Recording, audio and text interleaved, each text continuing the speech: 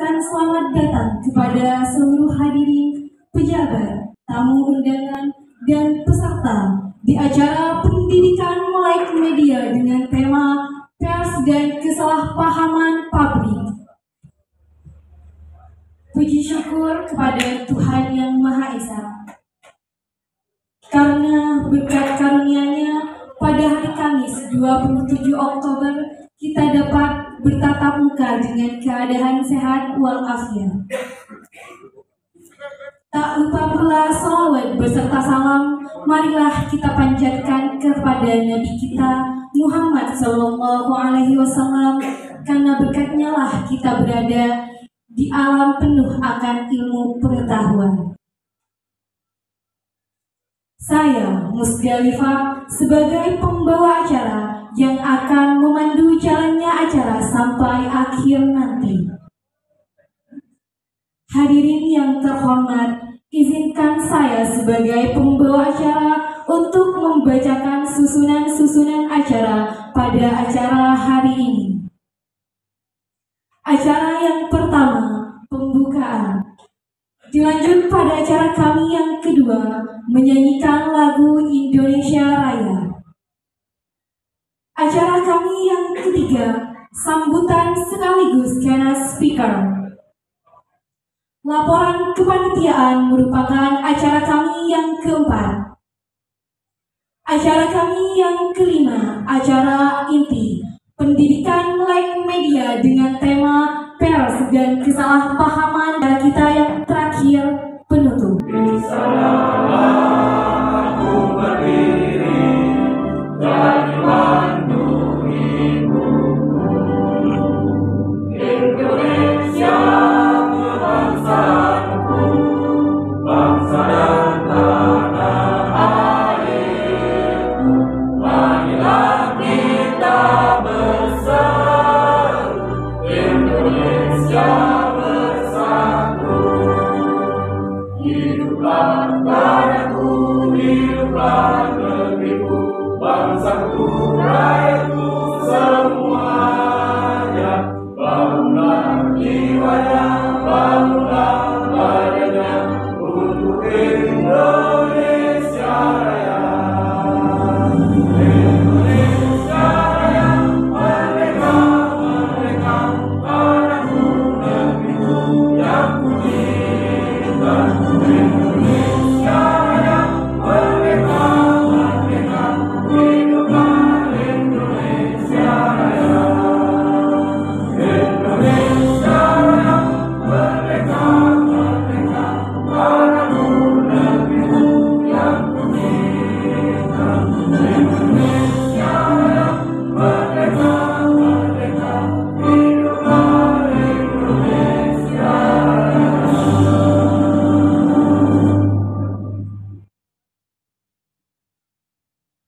Terima kasih kami sampaikan, dan dimohon untuk para tamu undangan beserta peserta diperkenankan duduk kembali.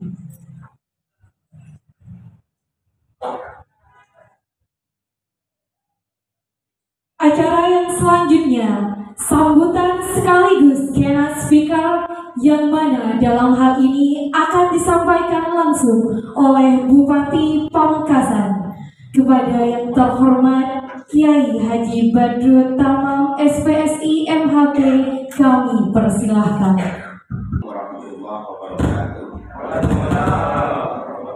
Selamat pagi, salam sejahtera, salam sehat, salam semangat, salam inovasi untuk kita semua.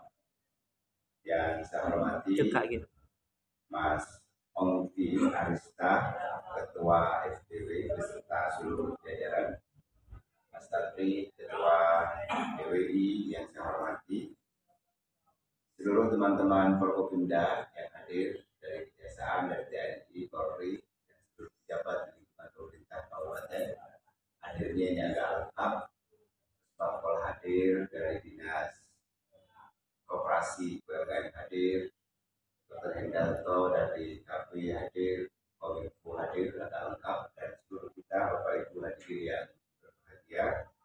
Tak lupa yang saya hormati Mas Muhammad Sudi,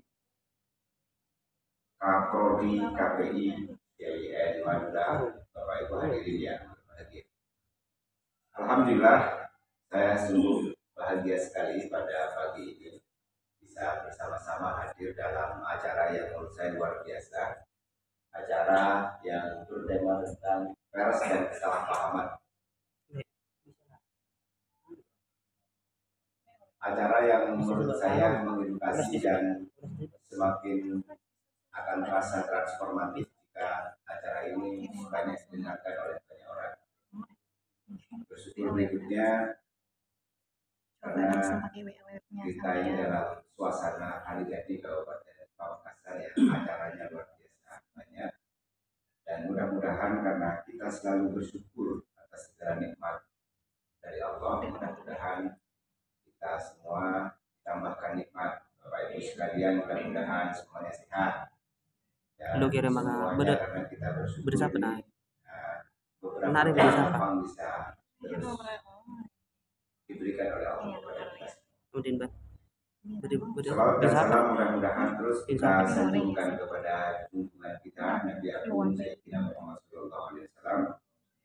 Sudah bersyukur ditambah dengan berselawat di hati kita masing-masing, mudah-mudahan tidak hanya kemudahan, tidak hanya pertolongan, tetapi kita ini termasuk orang yang senantiasa mau berkontribusi.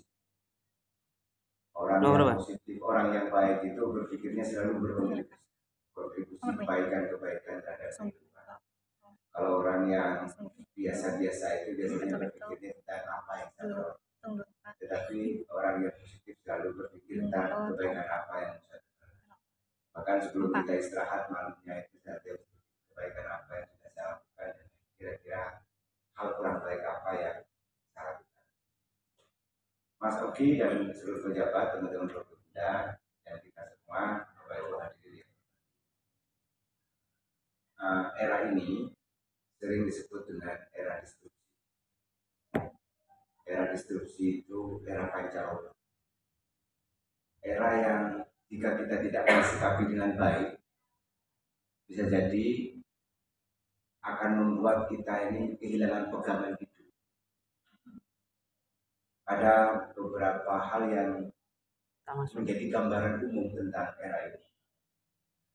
Dan perubahan-perubahan era ini akan terus terjadi, dan ini perubahan yang tidak seperti biasanya. Karena ini siklus 100 tahun. Orang banyak salah mendefinisikan sesuatu dalam sudut pandang objektif, bukan subjektif. Kalau misalnya saya salah dengan Pak Mutakin atau dengan Pak Yayu ini, misalnya begini, saya menganggap Pak Mutakin salah, tapi menggunakan kacamata saya. Subjektivitas saya ke Pak Mutakin salah. Pak Mutakin juga menyalahkan saya dengan menggunakan subjektivitas Pak Mutakin. Akhirnya terjadi kelas. Karena standar yang saya pakai berbeda dengan standar Pak Mutakin. Tetapi hal ini jika tidak disikapi dengan kesadaran bisa jadi terjadi beberapa kelas. Misalnya teman-teman yang demo menganggap bahwa demo itu hal yang wajar. Tetapi efek dari itu semua itu orang menjadi pemerintahan tidak berbawa, terus kemudian apalagi sama kan misalnya dengan teman-teman yang kemarin karena supporter kedua kejadian di kedua mau sholat balik di depan Polres. Saya bilang ke semua jangan begitu, jangan. Ada beberapa hal yang orang menggunakan sudut pandang dirinya kepada orang lain. Kalau ini terus-terusan dilakukan, maka standar benar ini menjadi sulit untuk kita. Standar benar itu ya standar bukan subjektif, bukan objektivitas atau bukan intersubjektivitas, tetapi subjektivitas masing-masing, dan kita itu berani menghakimi atas kebenaran dirinya kepada orang lain. Kok bisa begini Pak Bupati, ini anomali. Ini zaman anomali. Sedang panas tiba-tiba hujan. Sedang hujan tiba-tiba langsung panas. Kenapa begitu? Karena sekarang sedang terjadi siklus kehidupan yang berbeda dengan 2015, berbeda dengan 2000 awal reformasi. Itu pembuka dari saya Mas Uki, dan kita ini memang butuh generasi yang bisa luar biasa, termasuk media yang edukatif dan menekatkan kebersatuan, kebersamaan, kesejahteraan kebangsaan. Nah, karena zaman anomali, terus kemudian ada beberapa sudut pandang baru dari beberapa orang yang memaksakan kebenarannya kepada orang lain, itu akhirnya terjadi beberapa clash atau keterputusan pemahaman. Kenapa keterputusan pemahaman? Karena tidak pernah utuh membaca. Sementara negara, TNI, Polri, Kejaksaan dituntut untuk utuh melihat sudut pandang. Sudut pandang ekonominya dilihat, sudut pandang stabilitasnya dilihat, sudut pandang penegakan hukumnya dilihat, sudut pandang administrasi organisasi pemerintahannya dilihat. Kita ini harus utuh melihat persoalan. Karena kalau tidak utuh, nanti kejadiannya sepotong-potong. Misalnya, karena atas nama administrasi, terus kemudian kita jadi sama semua. Atau atas nama penegakan hukum, terus kemudian orang yang sedikit-sedikit hanya nggak pakai helm di jalan terus ditilang tuh. Ini sudut pandang yang menurut saya harus utuh di antara kita semua. Dan karena harus utuh, maka kita melihat persoalan ini harus utuh, termasuk media juga. Media ini harus utuh. Kalau kemudian tidak utuh, misalnya ada bangunan bagus seperti ini, ada genteng satu jatuh, terus genteng satu jatuh ini yang dibahas seakan-akan bangunan sudah mau ambruk. Dan kemudian demo ke kejaksaan, kejaksaan kok turun melihat satu genteng jatuh itu. Terus lalu demo ke polisian kok turun melihat satu genteng yang jatuh itu. Kenapa begitu? Anomali. Zaman anomali, Pak. Zaman yang tiba-tiba panas, dingin, itu. Zaman baru yang menuntut kita semua untuk bersikap bijaksana. Bapak Ibu sekalian yang saya hormati, baru kemudian ini yang pertama yang anomali kuncinya. Yang pertama. Baru kemudian yang kedua, ini zaman pos kebenaran. Pos kebenaran itu apa artinya? Fitnah, zaman fitnah. Kok bisa zaman fitnah? Ya bisa saja pernyataan saya yang barusan dipotong terus kemudian dijadikan isu baru bahwa Pak Bupati ini begini. Ini zaman pos kebenaran. Sehingga bisa saja untuk mendefinisikan kebenaran itu sebenarnya apa?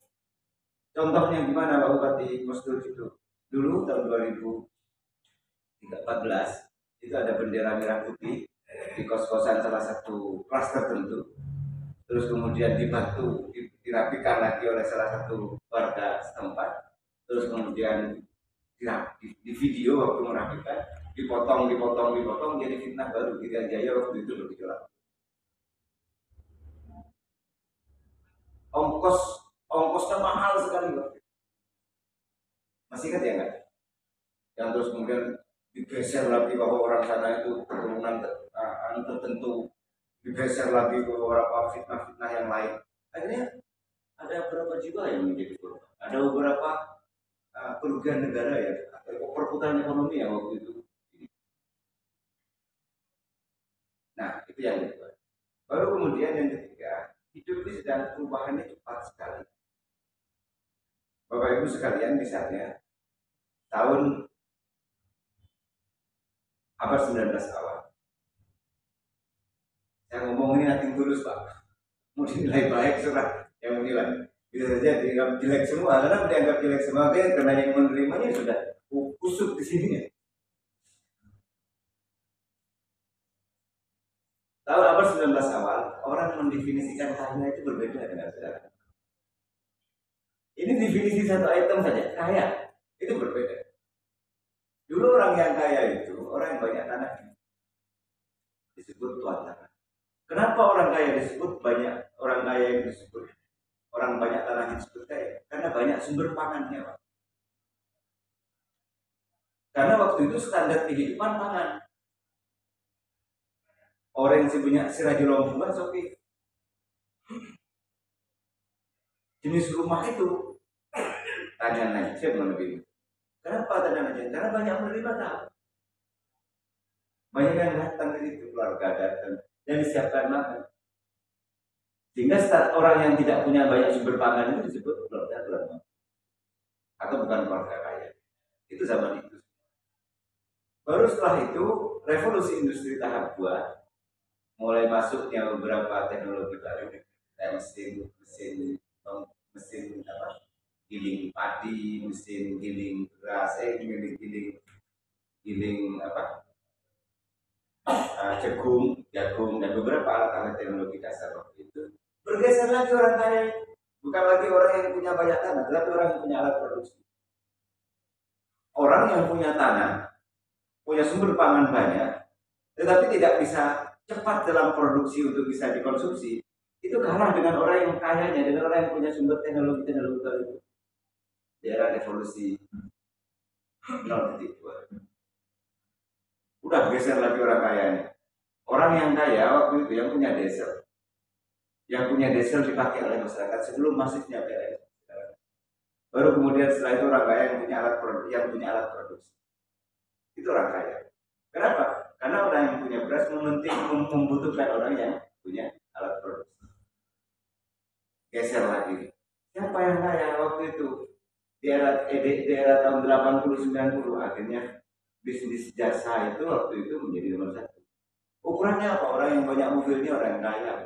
Orang yang punya becaknya orang yang kaya. Kenapa? Karena becaknya banyak. Standarnya bukan tanah lagi. Orang yang punya mobil taksi banyak katanya orang sini itu orang kaya.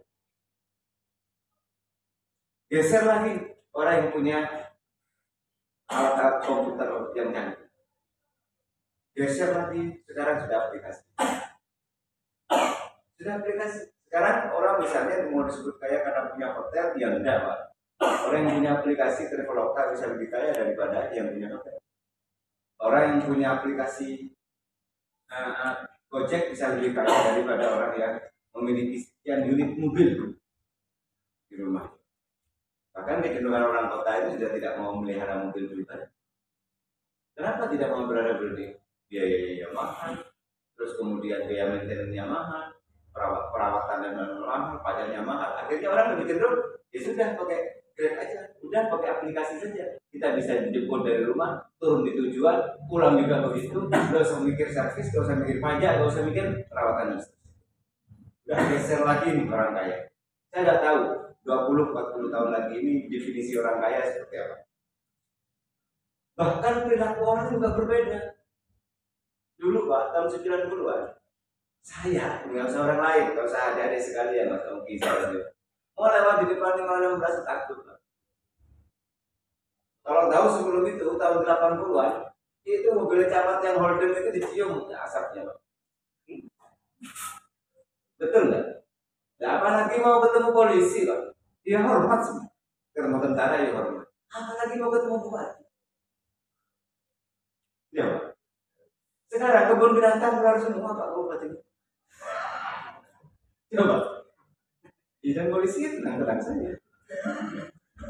Itu maksud saya. Kebun binatang keluar Pak. Ya bukan hanya kebun binatang, bukan hanya mini zoo. Kebun binatang Surabaya keluar semua. Ya Pak. Artinya apa? Sekarang terjadi delegitimasi dan downgrading luar biasa kepada MPR. Kenapa? Karena anomali. Akhirnya Pak Jokowi membuat satu terobosan revolusi miliar, itu solusi nanti. Itu solusi revolusi miliar. Nah, ini anomali, perubahan-perubahan yang begitu luar biasa. Nah, lalu kemudian di revolusi industri 4.0 menuju 5.0, kita dihadapkan pada kebutuhan hidup kecepatan. Coba. Banyak korbannya. Revolusi industri 4.0 ini korbannya banyak sekali Pak. Dulu yang termasuk orang yang melek informasi yang berlangganan media cetak. Ini saya tidak boleh masuk. Orang kalau pagi pejabat-pejabat di rumahnya duduk ada kopi atau teh, ada sarapan kecil di sampingnya sambil kemudian membaca kopi. Sekarang orang yang begitu disebut tradisional. Coba, Betul nggak Pak ya? Hari ini masih baca cetak. Itu katanya anak-anak sekarang. Tiba-tiba banyak orang mencari duit lewat aplikasi. Ada YouTube, ada jual beli online, sampai yang paling jahat judi online. Sampai transaksi yang lain-lain online. Jawab. Ini realitas kehidupan yang sedang ada di sekitar kita semua. Dan kita semua dituntut untuk melakukan adaptasi yang cepat juga kepada kehidupan sekarang. Coba.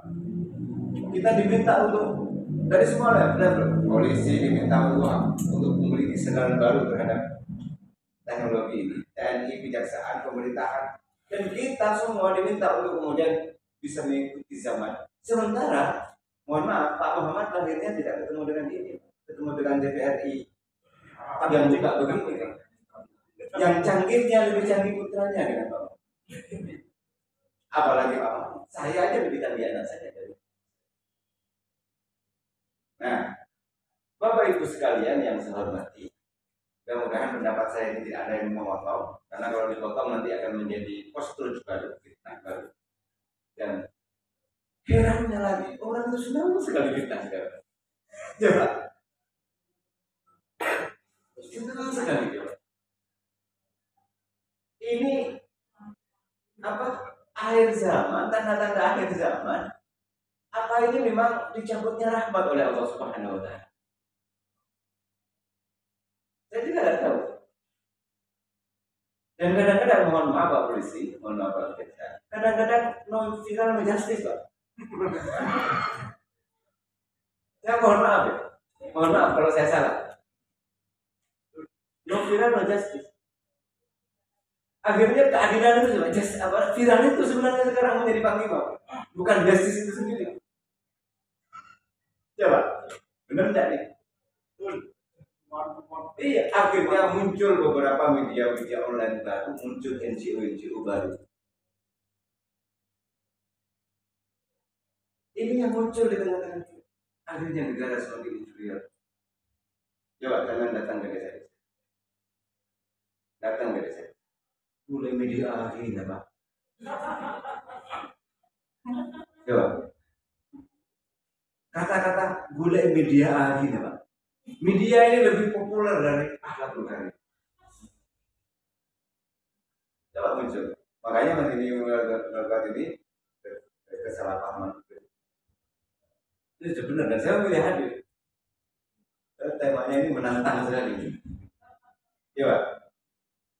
Sampai beberapa orang karena atas nama mengontrol, ada beberapa kades yang sampai lari ke bawah kasurnya. Bukan karena penakut, karena malas. Coba, datang ke saya, boleh sampai turun berlapar. Mas ini kita mulai bareng lagi. Ada nggak bupati yang mau ngungkap begini, Pak? Coba, apa tak ada? Sementara realitas kehidupan politik itu siapa sekarang yang mau pilkada, terus kemudian tak ada sedatnya.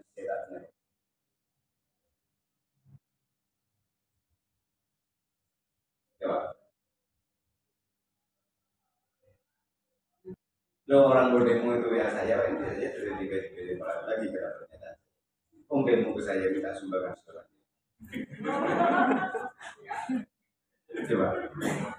Ini realitas anomali dan kita semua antara pemerintahan seluruh semua level proses politik. Di antara kita ini tidak ada yang terhormat. Bismillahnya Indonesia harus aman, tentram, pembangunan jalan. Coba ada tepuk tangan sebentar. Ini mumpung ketemu bupati yang tidak negeri ini loh benar ya. Mumpung ketemu bupati yang tidak negeri. Aman, tentram, Indonesia harus berbalik. Ini penting Mbak menjadi komitmen kita semua. Karena kalau kemudian di antara kita ini berpikir keselamatannya masing-masing, Pak Polisi berpikir keselamatan, TNI berpikir keselamatan, apalagi berpikir karirnya masing-masing, korbannya adalah bangsa dan negara. Ini serius ya. Kalau di antara kita ini, Pak Muhammad berpikir karir, Pak Hendarto berpikir karir, saya juga berpikir karir misalnya, itu bisa korbannya terlalu mahal. Kenapa kok begitu, Pak? Karena kalau saya berpikir karir, isinya saya ini pencitraan. Baru kemudian berpikir korupsi untuk biaya politik berikutnya. Saya pastikan saya tidak korupsi. Gitu. Tapi laporannya kemana-mana. Coba. Ya, dan kadang-kadang ya orang teman-teman ini ya menerima laporan itu, akhirnya aparatur sipil yang dorong untuk bekerja cepat itu melambat semua. Betul nggak? Melambat. Betapapun presiden sudah perintah macam-macam kepada seluruh institusi itu untuk bekerja extraordinary dalam kondisi situasi seperti ini, karena ekonomi harus diselamatkan, negara dan bangsa ini harus dibela. Makanya saya hadir di sini, saya mau menyampaikan media sebagai penyampai risalah kebenaran, jangan sepotong-potong, jangan post truth, jangan menyebar fitnah. Itu maksud saya, Mas, jangan menyebar fitnah. Coba, saya ini baru saja mau nyampe sini, ada keluhan dari guru, saya baca. Pak Bupati, di tengah-tengah kita ini mau serius di bidang pendidikan, saya dapat berita ini dari berita pertama. Jawabannya apa? Sabar. Tapi apa sabarnya jadi obat juga? Karena di tengah-tengah masyarakat kita kadang muncul apa sih ini mau tak takut.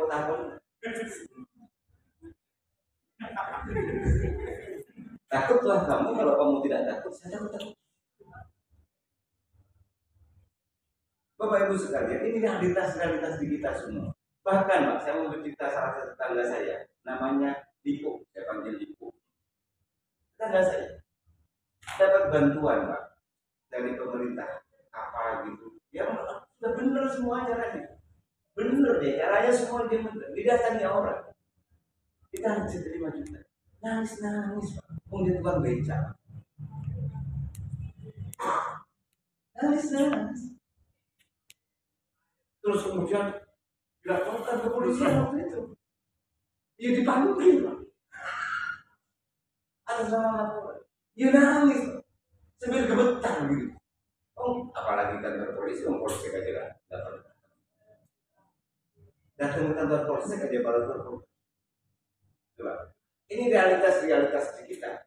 Dan kenapa kita harus solid? Karena kita semua sedang dihadapkan pada situasi yang menuntut kita semua ini bekerja ekstra.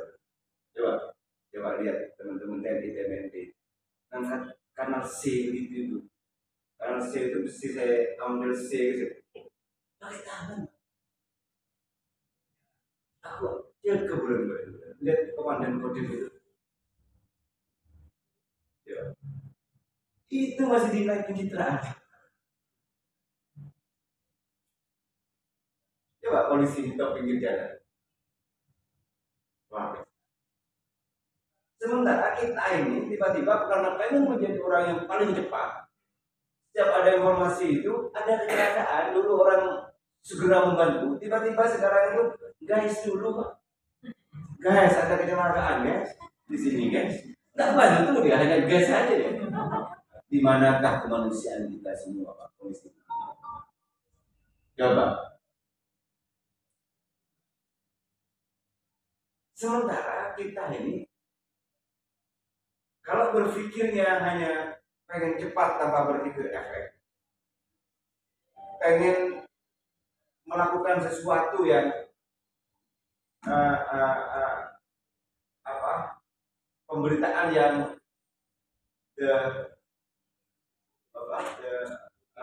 bad news, itu lama-lama Pak Karno nangis, Bung Karno Bung Hatta nangis, para pahlawan-pahlawan nangis, bisa saja Jenderal Sudirman juga nangis. Karena kenapa begitu? Karena dulu dia hubungannya antara mati dan hidup. Kalau sekarang kan antara eksis dan tidak eksis saja. Kalau bagi beberapa pejabat hanya antara karir dan tidak karir aja. bukan antara hidup dan mati. Kalau cara berpikirnya pejabatnya sudah lurus, Polresnya sudah lurus, TNI-nya sudah lurus, kejaksaannya lurus dan berpikir kontribusi, maka tenang kehidupan ini sudah nyaman kehidupan. Kampus memproduksi akademisi, orang-orang new generasi baru yang memiliki sudut pandang yang dalam. Terus kemudian pemerintahannya melayani sampai saya konsisten saja. Saya pastikan saya tidak boleh.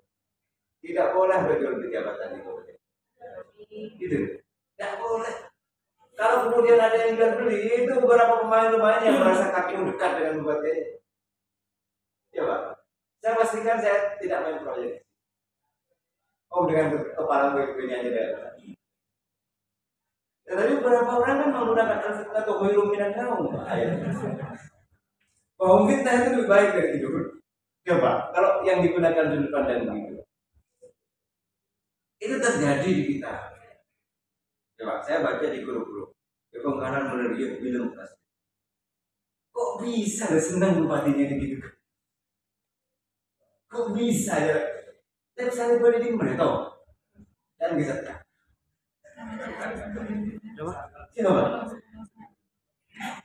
Coba terus kemudian ada polisi kayak Sambo peristiwa. Saya katakan itu senang orang ini. Ini keruh pikiran kita semua ini. Kenapa? Karena kita ini kurang bersyukur atas keadaan Republik Indonesia yang aman.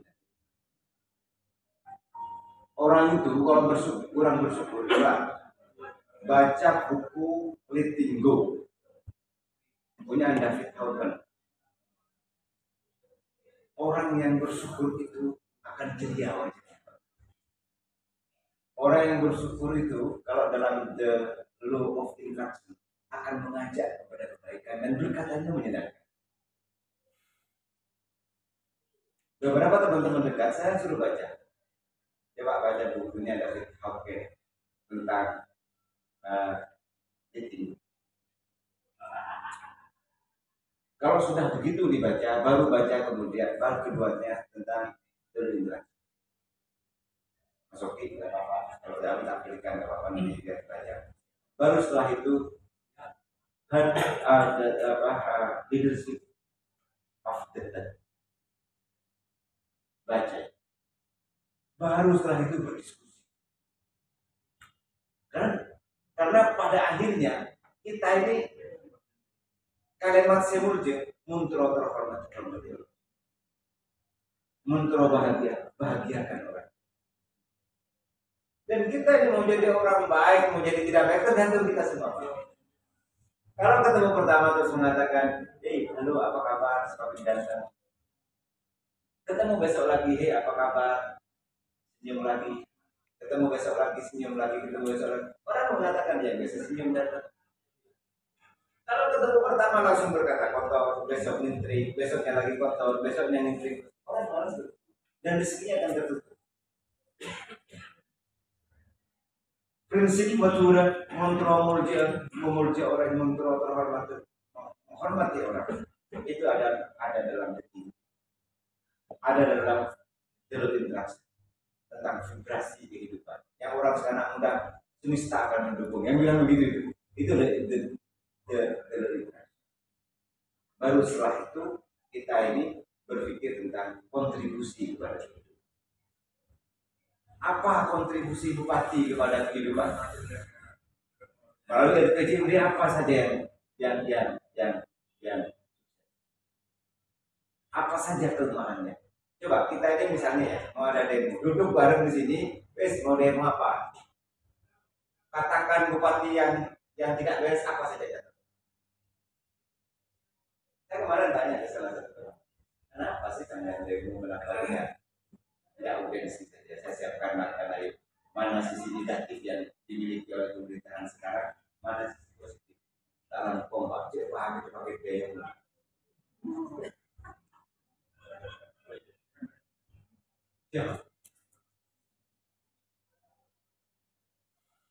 Coba. Saya ini kaget mendengar kata-kata itu. Pada soal pakai terorong, Pak, duit bensinan kali. Coba. Ini Karena bupati sebelumnya bisa saja banyak uangnya, saya tidak ada punya. Jadi rekening saya ada 500.000 dan di tas saya ada 100.000. Dan saya tidak punya uang, memilih hidup sederhana. Kalaupun beberapa ada baju saya yang bagus, sisanya DPR. Dan saya konsisten katakan tidak boleh ada jual beli dan saya tidak ikut. Coba. Kurang gila apa saya? Kok gila Pak? Iya biaya politik mahal terus tak jadi. Kan begitu. Mahal. Mahal. Saya katakan mahal. Tidak ada politik ini murah. Ya politik murah nggak ada. Dan saya tidak mencari ganti dari itu semua. Kenapa? Bismillah, nawaitu Pamekasan berubah dengan inovasi. Kenapa pilihan inovasi itu penting? Karena di inovasi itu ada kolaborasi, ada kemitraan kerjasama di antara seluruh stakeholders, medianya yang kerjasama, akademisinya yang kerjasama, terus kemudian TNI, Polri, Kejaksaan yang kerjasama, bareng-bareng pemerintahannya bareng-bareng di antara kita dengan pengusahanya sama. Karena syarat negara maju itu ini yang kolaborasi. Syarat negara maju syaratnya empat. Ulamanya membimbing, merangkul, bukan memukul.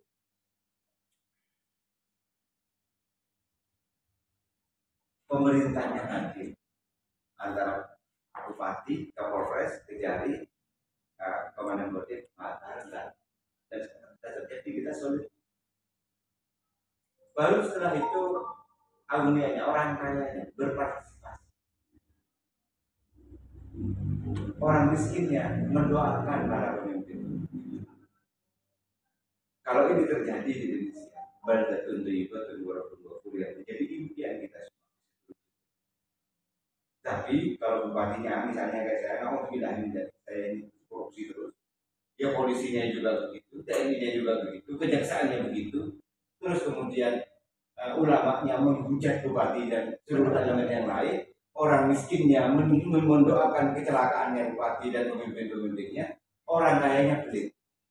Sudah jangan bermimpi menjadi baldatun thayyibatun. Jangan mimpi. Jangan mimpi, jangan sekali-kali. Kenapa? Indikator baldatun thayyibatun jauh. Karena orang itu ada indikatornya. Segala sesuatu itu ada indikator, kecuali saat anomali saja. Indikator tidak bisa dipakai. Kok bisa? Ya karena tsunami itu tanpa ada kabar atau tsunami. Karena tanpa indikator. Sementara yang normal ini pakai indikator. Orang yang misalnya, apa indikator orang itu ganteng? Ada. Apa indikator pembangunan berjalan? Ada. Coba. Saya ini kadang-kadang heran, ada orang datang saya, ya resmi datang nggak terima, ya pakai isi buku tabu, ya saya terima, Pak ada perlunya apa ke saya, apa yang saya katakan, jadi Pak Bupati telah membuat kuburan terpanjang di kabupaten. Kenapa saya buat kuburan terpanjang? Setiap jalan dari Pakantenan menuju Batu Marmar itu masih rusak, tidak ada orang kecelakaan.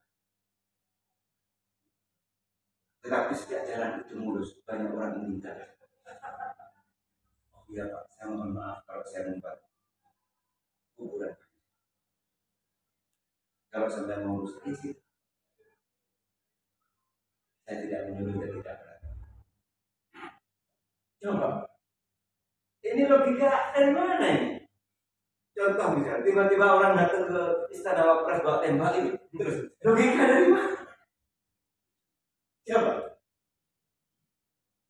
Coba sampean lihat berita Sambo itu berapa juta orang yang melihat. Saya kemarin datang ke SMA 2. Adik-adikku sekalian, ada yang mau jadi polisi enggak? Sambo begitu.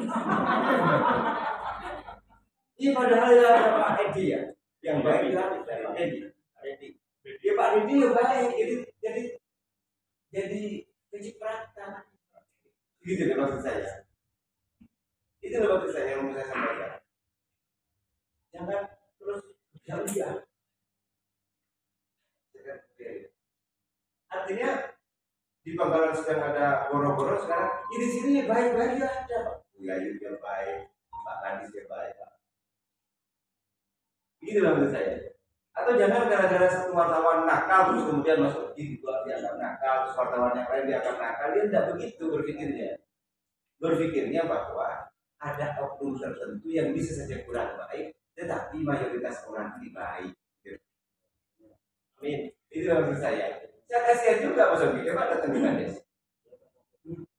Maksudnya dianggap macam-macam. Coba benar. Coba siapa lagi terus kemudian dari mana Pak? Saya wartawan. Mesti langsung negatif Pak. Benar enggak Pak? Ya. Kasihan sekali kan nasibnya ini kalau dalam menyampaikan risalah itu kira-kira mereka judulnya. Coba. Kira-kira itu bahasa pendeknya.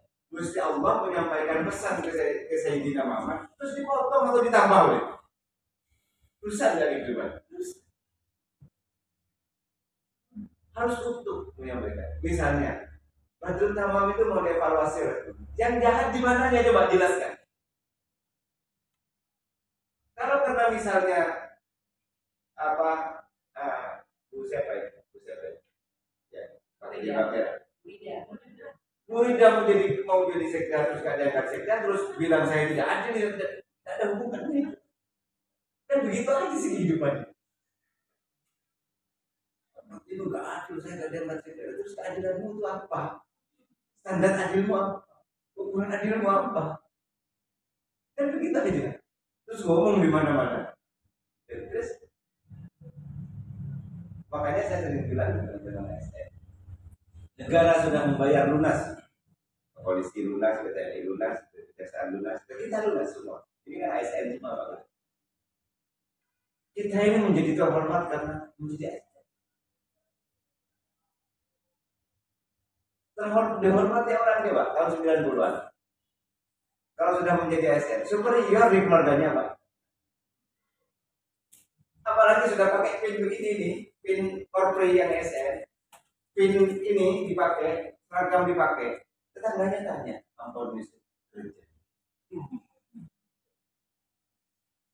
Sementara petani yang menyiapkan beras dimakan oleh kita ini, tani enggak? Beda, sapaannya itu beda. Coba. Terhormat kenapa? Karena negara telah mengangkat kita menjadi abdi. Tidak hanya itu, negara membayar kita. Polisi dibayar, TNI dibayar, ASN dibayar, kejaksaan dibayar. Maka nikmat apa lagi yang kita dustakan Pak? Sudah diberi kehormatan, diberi makan lagi. Bahkan kita ini bisa membayar sekolahnya anak-anak kita ya karena kita menjadi apa terus mau menjadi abdi negara. Saya bertanya kepada kita, apa kontribusi kita kepada kita? Tanyakan ke hati terdalam kita. Kalau Bapak Ibu sekalian sudah ada Mas Udi nyuruh bangun rumah ini ke tukang. Ini misalnya yang punya duit, yang punya mau bangun rumah. Dihitung targetnya kapan? Sebulan. Berapa ongkosnya? 10 juta. 2 bulan nggak selesai. Ongkosnya yang 10 juta habis. Kira-kira masuk kecewa nggak? Kira-kira negara ini kepada kita yang tidak berpikir kontribusi ini kecewa nggak?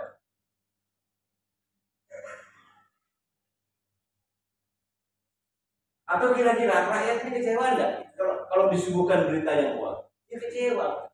Kenapa? Dampaknya itu sudut pandangnya jadi salah. Kalau biasa mengkonsumsi berita-berita yang tidak objektif, itu sama membuat orang tersesat. Karena yang dianggap yang benar dianggap tidak benar.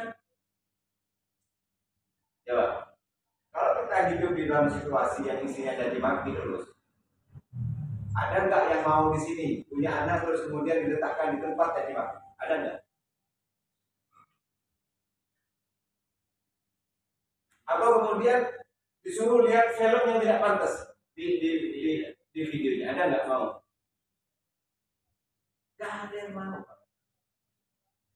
Gak ada yang mau.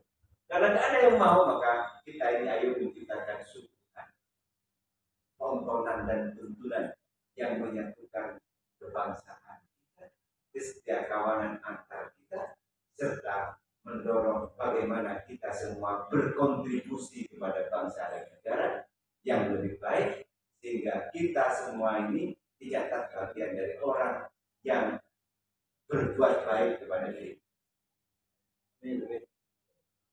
Itu saja sudah. Jelas nggak ini? Nah, mudah-mudahan terpaham. Yang lain pun tidak paham. Yang lain pun nggak paham. Itu. Ini yang repot jadinya lagi. Pak Bupati kok bicaranya agak vulgar, itu siapa saya bicara? Kamu bicara juga gak bodoh. Kan gitu. Iya. Iya Mas Oki, sebenarnya saya datang karena Bupati datang aja. Betul ya Mas, ya saya. Terus saya tidak mengajak meretakkan, saya mengajak kita ini berpikir objektif, proporsional. Bisa saja omongan saya ini aneh. Wah, ada Bupati bicara begitu. Bupati kan biasanya Assalamualaikum. Terus kemudian seorang gitu kan begitu biasanya ya, betul nggak? Sambil pegang agak jadi. Kalau masih saya menggunakan cara begitu, itu masa lalu, bukan masa pancaroba. Ini masa pancaroba. Kalau pancaroba masih sibuk protokol terus Pak, habis di protokol ini. Sama dengan perang, misalnya, dan perang kita ini, terus kemudian kita ini masih protokol. Atau misalnya ya, di Moskow dan di mana? Ya, Ukraina, terus presidennya masih mau seremoni Pak, ya habis lah. Ini kita sekarang sedang anomali. Kira-kira kalau semuanya berpikir kontribusi, memberikan sumbangsi kepada kehidupan, gak sulit sekali kita ini berkontribusi. Ada paku di pinggir jalan, ya sudah, karena atas nama kemanusiaan kita pinggirkan. Dan tidak usah guys, dalam rangka membantu bupati paku ini saya pinggirkan, ya jangan seperti itu. Membantu kehidupan. Terus kemudian ada orang misalnya karena membantu, dalam rangka membantu TNI Polri, kita pinggirkan, ya tidak bisa. Justru sedang tidak membantu. Kenapa? Karena membantu diri. Sama dengan hero dalam buku novel. Hero itu ya penulis itu Pak. Misalnya buku tentang apa, novel tentang apa. Terus biasanya ada hero-nya, ada tokoh pahlawan. Pahlawannya itu penulis. Dia sedang bercerita tentang itu. Jadi kalau sedang buat guys-guys di pinggir jalan begitu itu, ya hero-nya ya dia. Begitu. Nah, teman-teman sekalian yang saya hormati, coba kalau polisi ini dihina-hina terus, coba polisi ini nggak kerja sehari Pak. Coba polisi mogok sehari misalnya, berapa kejahatan yang terjadi? Kok nggak ada polisi aja banyak kejahatan? Atau misalnya TNI, kejaksaan, pemerintahan, rumah sakit semuanya mogok sehari saja coba. Ada berapa ratus ribu kekacauan Pak? Benar nggak Pak? Benar Pak? Teman-teman TNI tidak? Benar nggak? Ya begitu. Ini kehidupan.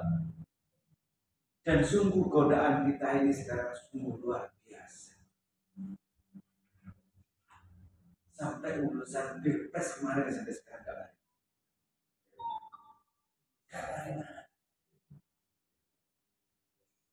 Ini ada tangan-tangan di luar pemahaman kita banyak, tapi saya tahu bahwa ini kita sedang harus hati-hati. Indonesia kita ini sedang diganggu oleh kekuatan naik. Coba teroris kemarin makannya lewat menjadi ASN, ideologinya teroris. Coba Pak, dan Saliban ini apa? Saliban di mana ya? Coba dirinya makan dari gaji. Coba yang dibuat makan kepada anak dan istrinya dari gaji.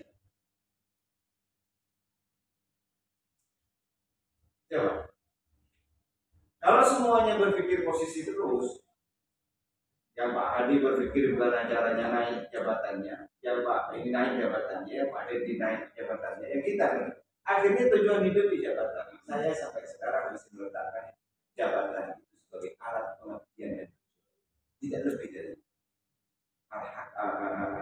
tasawwuful imam ala qadiyah manutun. Karena kemaslahan itulah yang utama. Kalau kemudian gara-gara saya jadi bupati terus kemudian melakukan tindakan-tindakan yang abnormal ya, terus kabupaten ini menjadi terdowngrading luar biasa, sejarah kehidupan akan mencatat bahwa saya menjadi bagian dari faktor yang rusak. Enggak jadi faktor rusak.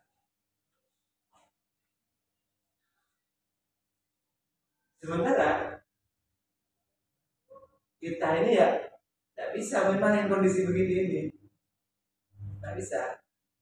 Kampus ya tidak harus dakwah main-main.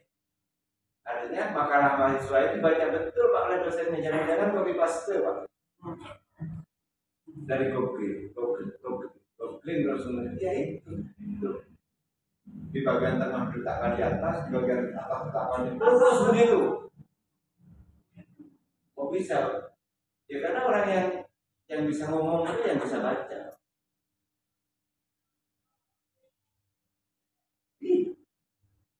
Yang bisa nulis karena membaca, yang bisa tahu tentang teori karena membaca. Kalau tidak membaca, ya nggak bisa menulis. Kalau nggak bisa menulis, ya berarti epistemologinya nggak jalan. Coba misalnya, apa teori untuk pengetahuan? Ada ontologi, ada epistemologi, ada aksiologi. Saya tanya ke salah satu mahasiswa, nggak tahu ini enggak? Baru dengar sekarang. Semester berapa? Semester 9. Lepas asal. Tahunya apa? Nggak tahu. Di Instagram begini Pak. Sementara perwajahan Indonesia masa depan di akhir. Perwajahan Indonesia masa depan. Kalau sampai mau lihat Indonesia 2045 lihat anak SMA sekarang. Kalau sampai lihat anak SMA kan top, Indonesia top, punya cita-cita tinggi, punya kecintaan kepada Indonesia, punya obsesi berkontribusi, sudah pasti top Indonesia. Karenanya jangan main-main Pak dengan generasi ini. Kenapa pemerintah Pamekasan mau melontorkan beasiswa sebanyak-banyaknya? Ya katanya terharu rasanya ada anak tukang pelet lulus di. Terharu rasanya ada orang yang bekerja di teror lulus di. Terharu rasanya ada anak-anak orang miskin bisa bekerja. Terharu rasanya ada beberapa anak-anak kita bisa mendapatkan beasiswa dari pemerintah. Apa? Kontribusi. Dan jelas program pemerintah ini sekarang. Jelas banget program. Ada dinas yang nggak bisa tertangani, nggak sesuai dengan prioritas. Ya maklum, karena kita tidak bisa bekerja untuk semuanya. Ada prioritas. Misalnya, kamu tagih di Kominfo jadi bebannya berarti ya ada prioritas. Anggarannya banyak. Apa bupati cinta kalau menteri? Tidak. Ini prioritas. Ekonomi yang berkelanjutan yang inklusif. Lewat mana ya? Yang nggak ada Pak Mutakin ya. Pak Mutakin ya kadang betul-betul. Karena kalau dapurkan kan korupnya Pak Polisi. Itu aja kehidupan. Bener nggak? Iya. Makanya jangan sering-sering manggil Pak. Pak Wijaksana kan sering-sering manggil. Datang duduk bersama di antara kita sebagai pemimpin. Duduk bareng kita sebagai pemimpin. Dan saya sebagai pimpinan Forkopimda. Bukan ada tepuk tangan. Begitu dong. Karena kita tidak main-main dengan generasi Pak. Kalau kita ini main-main dengan generasinya setengah pelet, tidak mencintai Indonesia, tidak punya cita-cita, sumber dayanya rendah, kurang sehat, Itu udah wajah Indonesia berikutnya begitu. Coba pikir kenapa narkoba sekarang masih. Ya itu peran generasi 2045. Memahaminya jangan permukaan. Ini peran generasi. Dan kalau sudah generasinya lemah, dia tinggal tunggu kan. Orangnya tidak mencintai negara, tidak memiliki kesadaran, tidak Pancasilais, tidak NKRI. Terus setelah itu, ya karena sumber dayanya nyogok-nyogok bisa menjadi ASN. Setelah itu menjadi pimpinan di ASN, kepala dinas, kepala begini, ya itu sudah berpikirnya antara perut dan otak ya kumpul aja. Makanya ayo kita ini bergandengan tangan, seluruh pimpinan Forkopimda bergandengan tangan, kampus bergandengan, pentaheli bergandengan tangan, medianya bergandengan tangan. Bismillah, ayo kita mau berkontribusi. Siapapun bupatinya, siapapun kapolresnya, siapapun dari ini dan kejaksaan. Tidak penting itu semua, tapi komitmen ini kita gandengan. Oh, karena Pak Bupatinya betul utama, ayo gandengan. Ya, jangan pernah betul utama. Siapapun berikutnya pemimpinnya harus gandengan tangan. Kenapa? Karena kita sedang menyiapkan Indonesia emas 2045. Karena kalau ini gagal, korbannya banyak. Maka nikmat apa lagi yang mau kita dustakan kita ini? Coba. Fabi ayyi ala rabbikuma tukadziban. La in syakartum la azidannakum. Jadi Allah semua itu. Orang yang bersyukur akan ditambah. Orang yang bersyukur itu orang yang senantiasa tidak hanya mengucap alhamdulillah, tapi mau berkontribusi dalam kebaikan.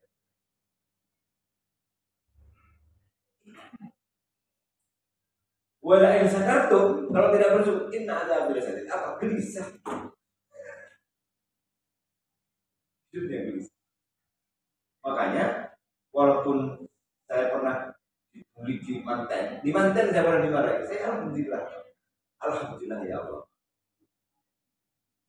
Ajunan ala desa. Positif maksudnya di sini. Terus atas dasar apa kita ini mau melawan? Karena dibully terus melawan, ada dasar apa? Ya sudah, alhamdulillah. Alhamdulillah.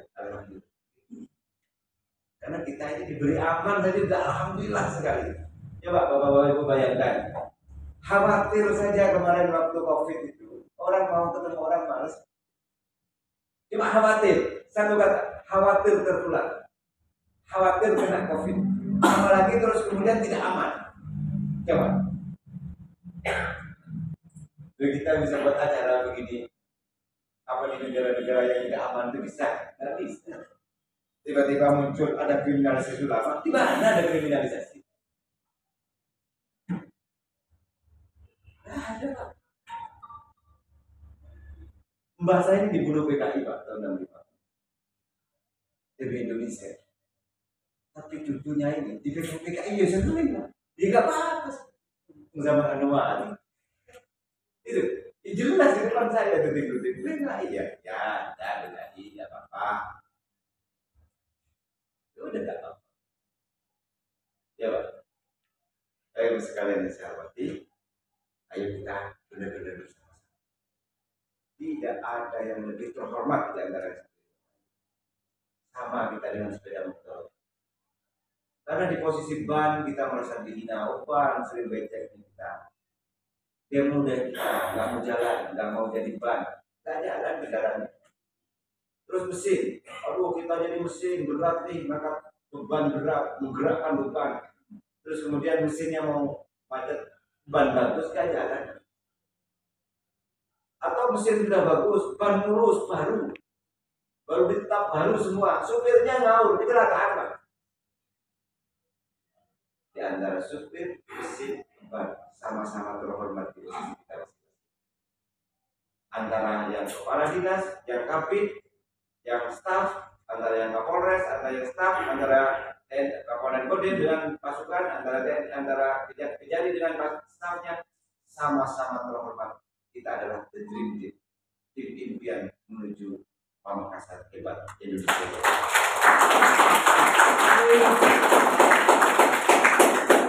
Jangan kita ini merasa lebih terhormat. Ya. Kalau semua kita ini merasa terhormat, maka harus ada orang yang tidak dihormati. Sama-sama terhormat di posisi. Mas Ongki terhormat, Pak Ayu terhormat, Pak Ayu terhormat, Pak Hendar terhormat. Semua kita terhormat. Karena kita orang terhormat, kita akan mencetak sejarah baru sebagai orang terhormat. Apa sejarahnya? Berkontribusi. Jelaskan ya. Jadi kita ini terhormat semua ya. Sanggup teman-teman media yang jadi orang terhormat? Siap. Kalau sanggup jangan seberkan Pak. Karena kita atas nama kehormatan kita Pak. Dan kalau misalnya ada orang kaya, orang miskin, setengah kaya, setengah miskin, itu ya kodrat itu sudah tua semua itu. Terus ada misalnya naik sepeda motor terus bawa kamu orang yang naik mobil karena merasa lebih hina, tidak bisa itu sudah tua. Terus apa yang naik sepeda ontel marah-marah naik sepeda motor terus orang setiap yang naik sepeda motor lempari batu, ya tidak bisa itu sudah tua. Karena kita hidup di negara kesatuan Republik, ada organisasinya, ada aturannya, semua sesuai aturan. Tetapi kalau salah-salah dikit misalnya, tidak bisa. Kan begitu aja. Apa tujuannya? Kemanusiaan. Itu aja. Jangan cara ngoreng, saya harap gini. Udah sana, dia jam berbeda udah tembok sana, sabar. Mas ini Mas Oki. Gini boleh masuk kita nih kan? Cek. Jadi mau. Jadi perkara ini abu. Jangan karena itu boleh saja dan media. Bupati yang telah hadir. Apa yang saya? Ayo kita yang terhormat, Om terhormat, dia bersaing terhormat, moderator terhormat, jangan terhormat. Semua kita terhormat atas nama keterhormatan kita masing-masing. Mundur orang, mundur bahagia. Dengan mengucapkan Bismillahirrahmanirrahim, pendidikan melek media, terus dan keselamatan publik, mudah-mudahan berjalan yang baik dan menginspirasi, transformatif dan bisa mengedukasi kita semua. Mudah-mudahan kecintaan kita kepada Indonesia, kesejahteraan kita kepada kita semua bisa terwujud dengan baik. Perlu diskutur baris, jumlah serta gotong royong bisa semakin terwujud dengan baik dan tidak diletakkan oleh sudut pandang yang